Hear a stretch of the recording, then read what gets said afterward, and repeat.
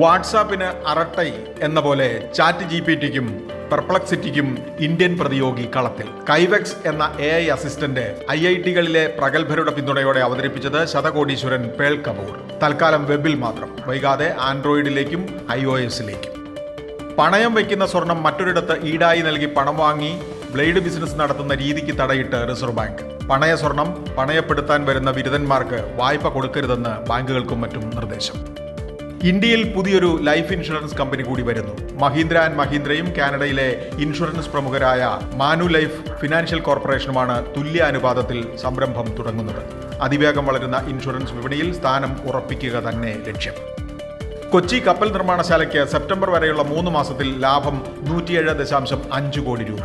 എന്നാൽ മുൻവർഷം ഇതേ കാലയളവുമായി തട്ടിച്ചു നോക്കിയാൽ ലാഭത്തിൽ 43% ഇടിവ്. ഓരോഹരിക്ക് 4 രൂപ ലാഭവിഹിതം പ്രഖ്യാപിച്ച് കമ്പനി.